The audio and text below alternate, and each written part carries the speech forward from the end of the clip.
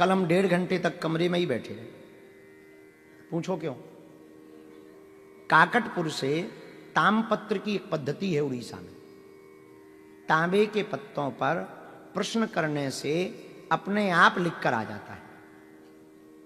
कोणार्क के पास में काकटपुर है। काकटपुर में एक साधारण मिश्रा जी के घर पर, ब्राह्मण शायद मिश्री जी शायद, वो कल आए थे। यहां पर बैठे हुए थे बूढ़े बूढ़े, हाथ में घुटान लिए हुए थे। उनके पास ही वो कृपा है।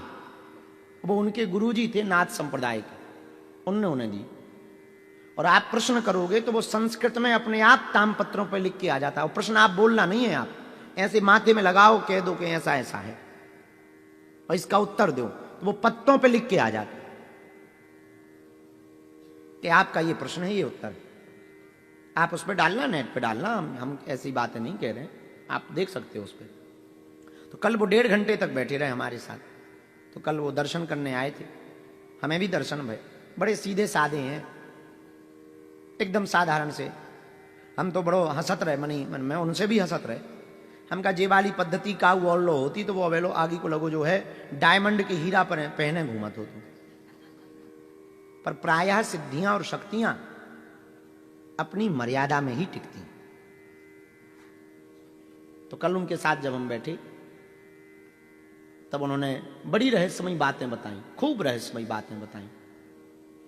हमसे पता नहीं दास के प्रति उनकी क्या कृपा है। बोले हम आपको कई सालों से मिलना चाहे।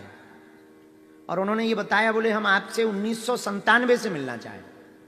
हम कहा 96 में तो हम पैदा ही बैठे। तो बोले हम आपसे 97 से मिलना चाह रहे। हमका बड़ी कृपा है। अब बोले खूब खोजत रहे, फिर तुम बड़े हो गए तो लगो कि अब जाएं कैसे।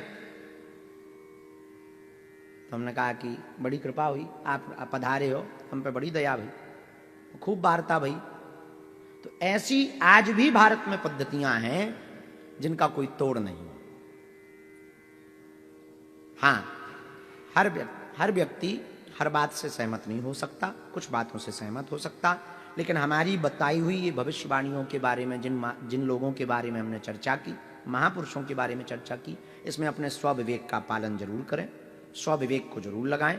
हमें जो समझ आया वो बात हमने रखी है, हमने अपनी समझ से बात रखी है। आपकी अपनी समझ और आपके निजी अनुभव कुछ और भी हो सकते हैं। जरूरी नहीं है कि यही अनुभव जो हमारे हो वही सत्य हो। हमारी हर बात को सत्य नहीं मानना। आप अपनी बुद्धि, भगवान ने तुम्हें भी बुद्धि दी।